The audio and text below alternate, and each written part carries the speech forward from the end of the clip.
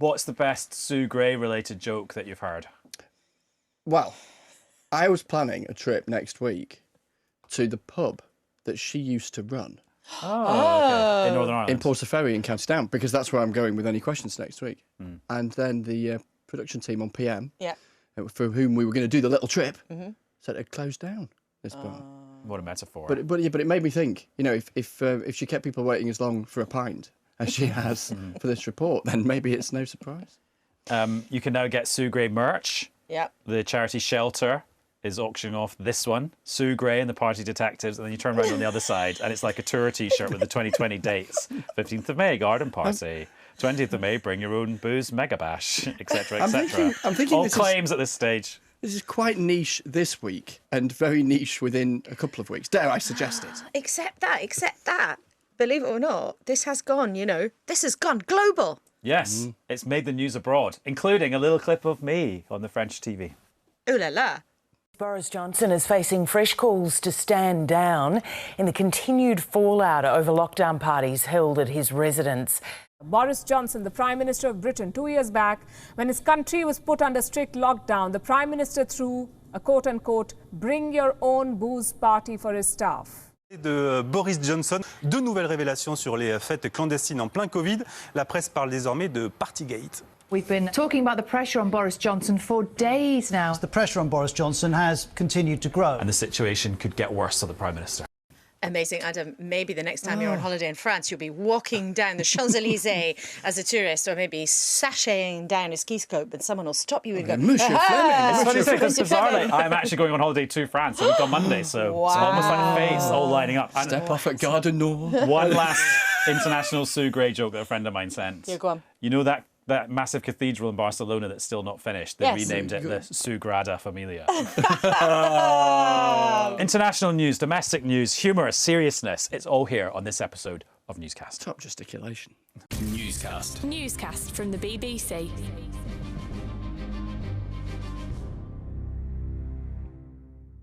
It's Laura in the studio.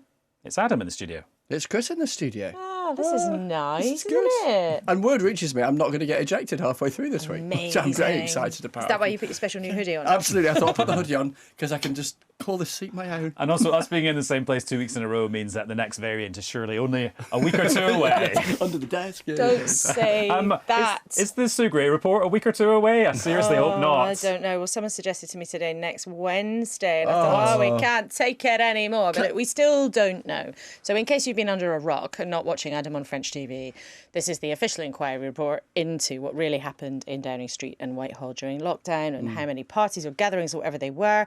I was told late on Tuesday, confidently, it would be Wednesday, with a tiny chance it might slip into Thursday. Now it's, 6:30 on Thursday we're recording, and there's no sign of it. And the kind of general expectation now is probably Monday, but frankly, who knows? Do you know what? Yesterday I was at home with my little boy and I was thinking, I'm going to miss one of these massive Westminster days. And my phone was pinging away, WhatsApp groups going nuts with all this sort of drivel and speculation and rumour and excitement. No way to talk about your colleagues.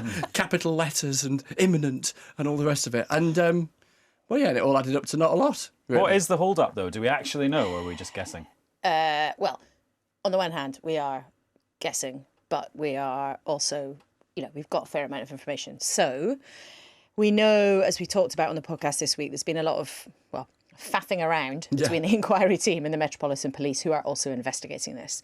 And as a result of that, ahead of publication, the inquiry team and the Met have been going backwards and forwards just to be kind of super, super, super sure that nothing that the inquiry is going to say might be harmful or might be just kind of damaging or inconvenient for a police investigation that is following alongside.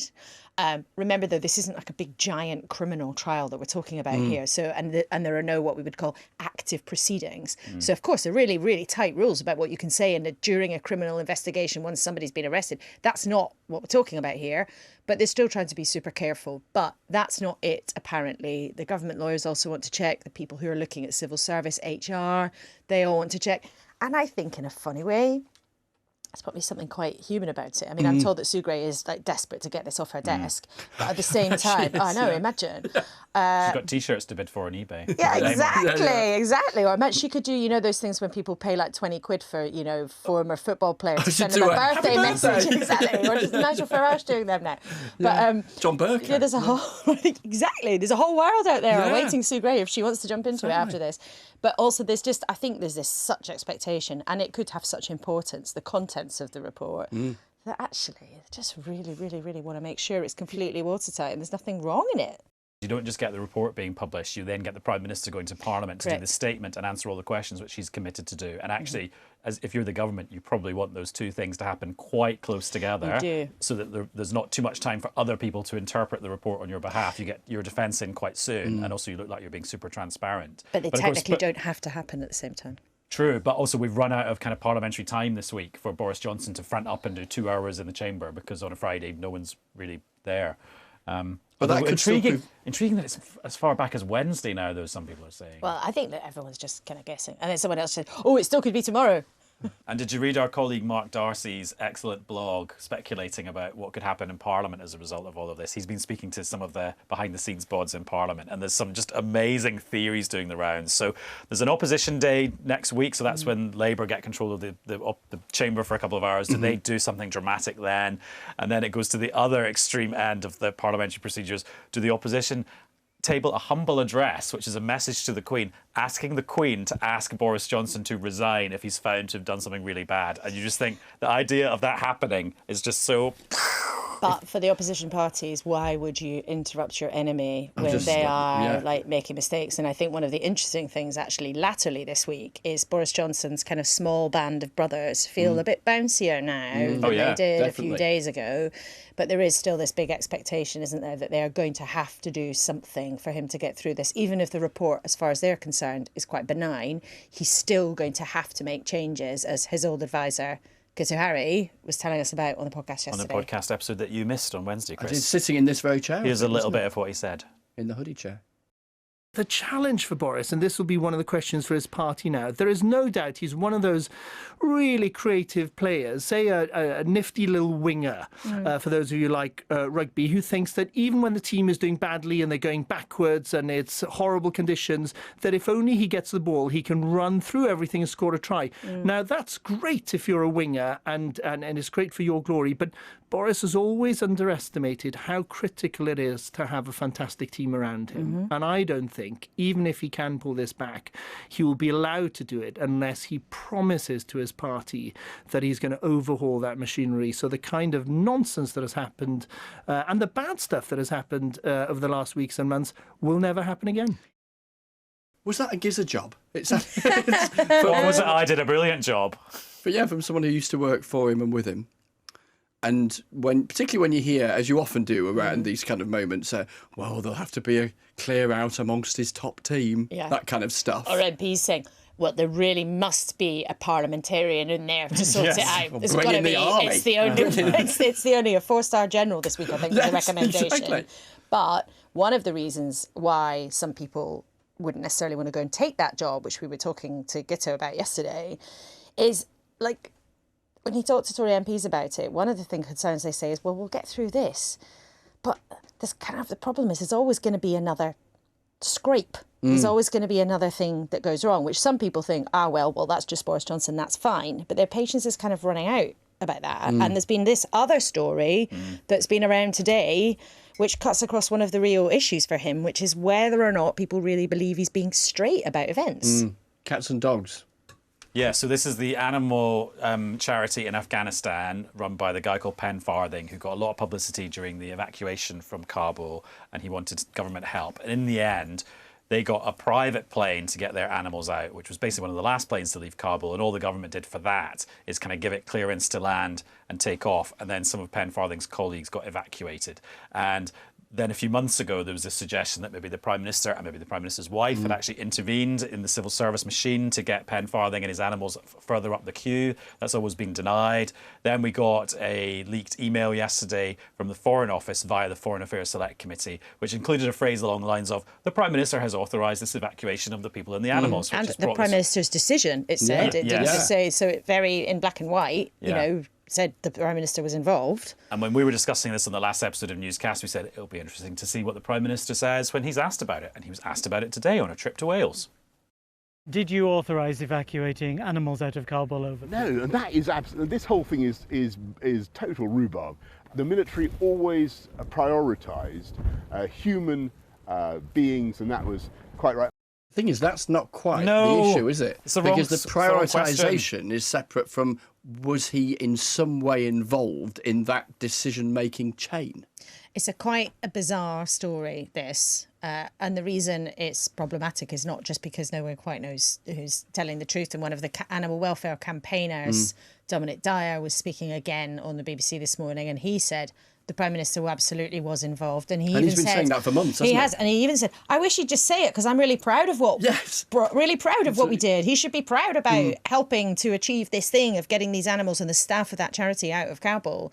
But it's just one of the timing of it, I think, is awkward for Number 10, even if you think, oh, that's just a bit of a weird story. Or as Jacob Rees-Mogg said in the Chamber today, where he suggested, it was a little fuss about some animals. Well, not everybody sees it that way. Remember how desperate things were in Kabul and how many people who were trying to get out couldn't get out. But it just comes at a time when lots of Conservatives and members of the public are thinking about the Prime Minister's integrity, and then you get into this kind of he said, she said, is he telling the truth? It was just uncomfortable timing. Which is the overlapping issue around all of this, isn't it? That kind of thing about the character of the Prime Minister and the conduct of his government. Have you heard anything else that MPs might be making as a demand of the Prime Minister to get their loyalty if there is a vote of no confidence in him in the next week or so? Well, it's funny when a politician's vulnerable, people go and ask for what they want. I think the one thing they should do is this, and then it happens to be the thing that they've been saying they should do. One person you need in your government is... Yes, exactly. And the one thing that you need to do, according to some Tory MPs, is cancel the planned increase in national insurance, because it is going to be a big tax rise at a time when people are going to experience more and more over the next few months, with inflation where it is, real pressure on family budgets. And this national insurance increase is technically a temporary one for 1 year from April, and your national insurance for employees and employers will go up by 1.25 percentage points. And then in April 2023, that will then be replaced by this permanent health and social care levy, and that national insurance increase will technically go back to where it was. And the idea is that this raises about 12, 13 billion pounds a year. A lot of money. At first, a lot of it is going on the NHS to clear the COVID backlogs, and then over time, it's meant to sort of go down on the NHS and up on social care. But some people are quite suspicious that that transition will ever happen. And at just the point where you think, in a parallel universe, if we'd not been talking about parties and Ukraine and all the other stuff in the news in the first few weeks of this year, cost of living would probably have been right up there. There's an Opposition Day debate, wasn't there? The SNP led in Parliament the other day. It'd have been massive, because for day-to-day people, it's huge. And yet it's been squeezed out. And that gives us a great opportunity to talk about all things to do with the economy and the cost of living and how people's wallets and bank accounts are feeling. My wallet kind of feels the same every day, really. Kind of squished when I sit down. Anyway, whatever. Let's talk about it with Stephanie Flanders from Bloomberg Economics, former BBC Economics editor. Hi, Stephanie. Hi. And also Claer Barrett, who's consumer editor at the Financial Times. Hi, Claer. Hi, thanks for having me. No, thanks for coming on. So first of all, Stephanie, with your kind of like macroeconomic hat on, do you think the government is making the right judgment kind of in terms of the economy and the public finances and people's incomes by going ahead with this national insurance increase?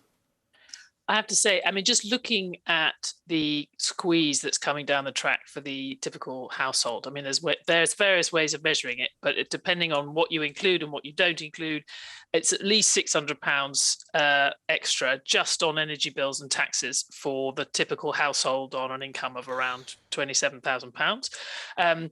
But it's it's a lot more than that if you take into account the fact that inflation's going to be biting into wages as well. So if you're looking at that, and particularly that massive jump in energy prices, it does seem extraordinary that any government would still be going ahead with a tax rise that hits working people particularly.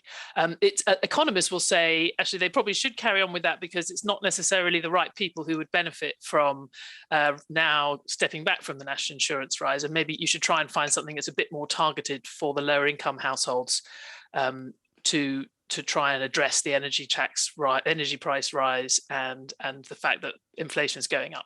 But just as a sort of matter of optics, it does seem a really odd time to whack extra taxes on workers when you've got probably the worst squeeze for at least a decade on households coming down the track the next few months. I suppose the thing is, Stephanie, there's always a good excuse to cancel a tax rise, isn't there? And the government will make the argument that it's finally grasping the nettle as far as dealing with the short-term pressures on the NHS caused by the pandemic, and then that big long-term generational challenge of social care, which plenty say governments for years have just carried on ducking.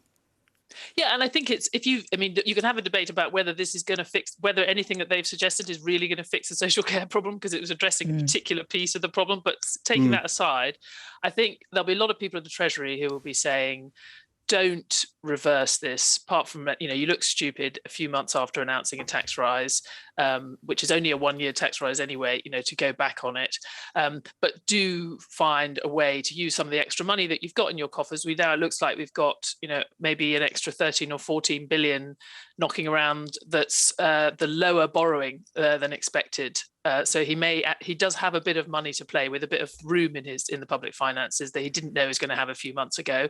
What you also didn't know you were going to have a few months ago is this really big rise in energy prices. So I think if I was at the Treasury, I'd say don't reverse the national insurance, but find a way to spend quite a lot of money easing the pain for households of this energy price rise.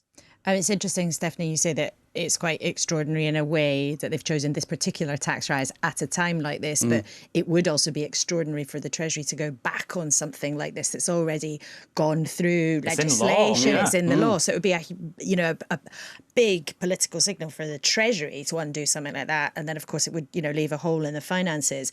But Claer, as Stephanie said, it would be the equivalent of about, people are facing about £600 a year, and then without even the effects of inflation for your average family and additional costs. But can you kind of break it down for us? Who's actually going to be worst affected, or most profoundly affected, I should say, by this? Because NI is something that, everybody working pays. Yes, it is. And it's a tax that's not very well understood, in the same way that if you say income tax, we immediately know 20%, 40%, 45%. And national insurance is much harder for us to conceptualise, which the cynics would say is why the government's chosen to put the rises here. So that's sneaky. I started doing personal finance tweets on Instagram about a year ago. And if you told me then that one that I did about national insurance would be like the most shared, most commented on post of all time, I wouldn't have believed you. But that's what's happened this week. I did like a little red reckoner showing if you earn this much, this is how much extra NI you're going to be paying a year from April. And what really staggered people is that the 1.25% percentage point increase in the tax, that's kind of been miscomputed, and they've thought it's only going to go up by 1.25%, the increase, whereas actually in pounds and pence, the increase in the tax that you're paying from last tax year to this tax year is more than 10%. So can you give us some little concrete examples then? Yeah, explain how that works. Show us you're working. So for the average worker on a salary of around £30,000 a year, they're going to be paying an extra £255 in national insurance, which is 10% more than they would have been paying under the old rate. Then as you move up the scale, those percentages get bigger. Somebody on £80,000, for example, is going to be paying £880 extra. That's a 16% increase. And if you earn £100,000, then you'll be paying 19% more than you did, just over £1,000. But the thing that's really struck me is that people just haven't kind of computed what this is going to mean. And then when they add it up, even though £255 a year might not sound that much to somebody on the average salary, like Stephanie says, when you add on the energy bills, the council tax rise, the broadband costs, they're going up by 10%, the cost of food, and that's disproportionately reflecting the lower earners, as the ONS has recognised this week, listening to Jack Monroe, which was a very good thing for them to do. It is disproportionately hitting lower earners, and of this is why so much opposition. And of course, the thing about energy bills as well is that actually it's a bit like the light from a star. Like your energy bill now is the cost of energy a few months ago being passed on to you. So actually the energy bills are going to gradually go up and up and up over the course of the whole rest of the year. And that's irrespective of the price cap changing in April, which will get announced in basically about a week's time. Can I mention one group of workers who are absolutely going to be slaughtered by this, which is contractors, temporary agency workers who are working through what's called umbrella companies. So they're not directly employed by like the construction companies. These contracts are rife, hospitality, all of these kind of gig economy jobs. If you're an umbrella company worker, because of a quirk in the tax laws and the way these arrangements are structured, you have to pay the employee's national insurance and the employer's national insurance out of your headline rate. So somebody on £50,000, if they're a normal worker, they'd be facing a national insurance rise of about £500 from April per year. But for an umbrella company worker, it's going to be double that, more than £1,000. And these are insecure types of employment. And these people have just got no idea that these huge rises are coming down the tracks. It's interesting, though. Clearly, this is going to be a real hit for a lot of people. But when you ask people in government about it, well, one, they say, well, we've got to find the money somehow for the NHS and social care. But number two, government ministers would say, well, look, actually, average wages have been going up. The minimum wage is going up. They've also changed what's called the taper rate on universal credit. So there's a bit more generosity into those sort of top-up payments for people who are in low-paid work, as well as those people who aren't working. Steph, what do you make of that defence from government ministers? I mean, in the round, you guys have set out some pretty scary sounding things that are coming down the track for people. But in the round, how would you think the government's defence stacks up? If we've talked in the past, actually, about the big mountain of savings that a lot of households sort of came out of COVID with, which was going in for hundreds of billions of pounds of savings that people had got, partly in a large part because they weren't spending in restaurants and other things during lockdowns. That means that they're in the round, they're in a better position, much better position than they might normally be, typical UK household, to have this squeeze coming down the track. And I think that is another reason why you might say national insurance is not the thing to reverse. It may not be the right thing. It would have been probably better to have an income tax rise.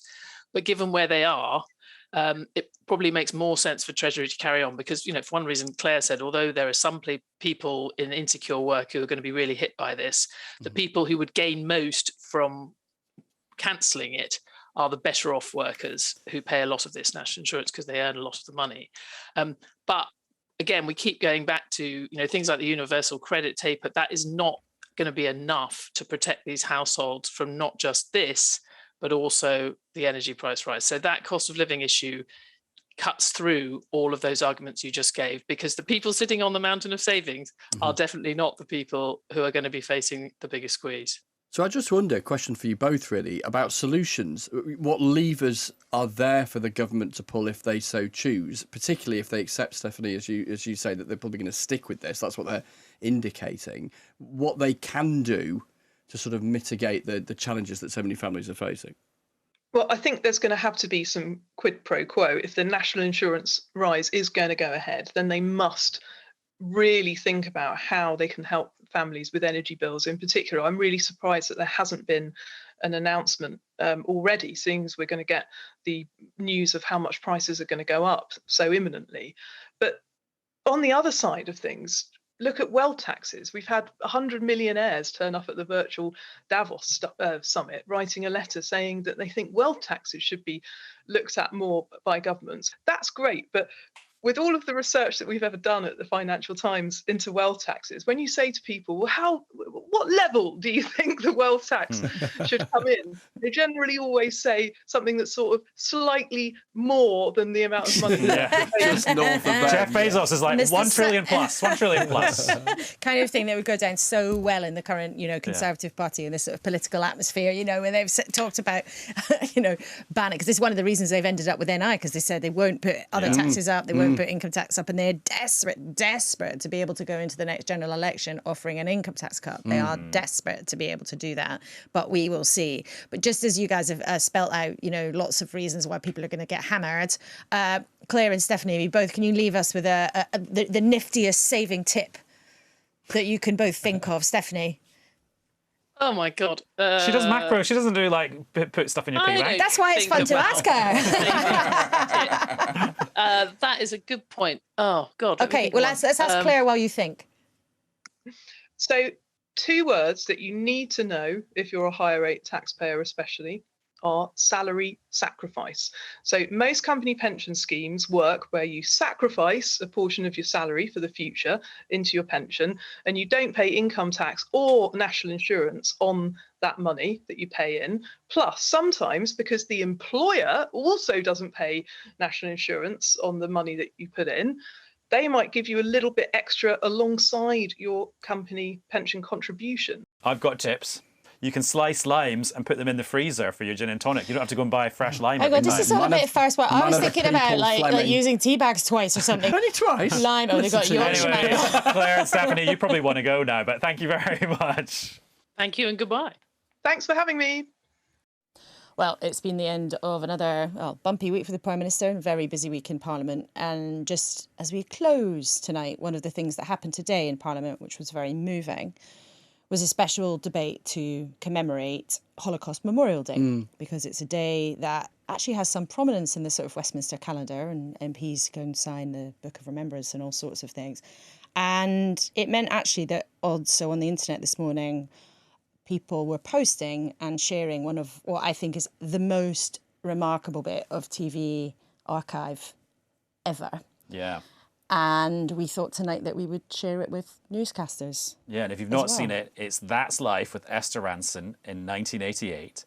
And they're doing a special episode paying tribute to Sir Nicholas Winton, who evacuated loads of children from Czechoslovakia in the build-up to the Second World War. And he's in the studio. They're paying tribute to him. And then this happens. If they hadn't been rescued and brought over to England, these children would have been killed by the Nazis. But in fact, they were saved by an English stockbroker called Nicholas Winton. In all, Nicholas Winton and the committees who helped him managed to save 664 children. This is his scrapbook. There are all kinds of fascinating pictures in it. But back here, you will see, is the list of all the children and the foster families who took them in. This is Vera Diamant when she was 10. Now she's Vera Gissing. Until we told her this week, she had no idea that Nicholas Winton had in fact arranged her rescue. But we did find her name, Vera Diamant, as she was then, on his list. Vera Gissing is with us here tonight. Hello, Vera. And I should tell you that you are actually sitting next to Nicholas Winton. Hello.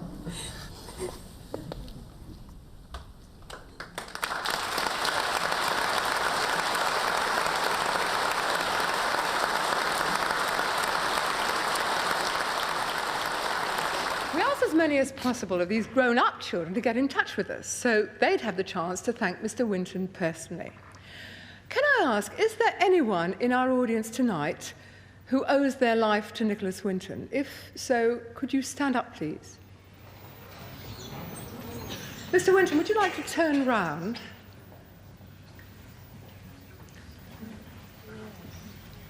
You'll have the chance to meet these people properly after the programme. In the meantime, Mr. Winton, on behalf of all of them, thank you very much indeed.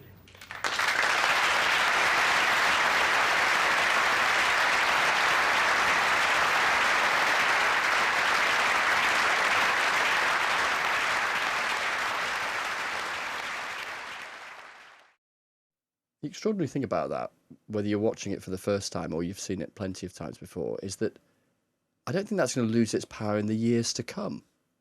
No. It's that simple power of surprise connection. It's just extraordinary. And seeing the emotional reactions, his emotional reaction, their emotional reaction. Incredible. And that's all for this episode of Newscast. Thank you very much for watching and listening. Bye. Newscast. Newscast from the BBC.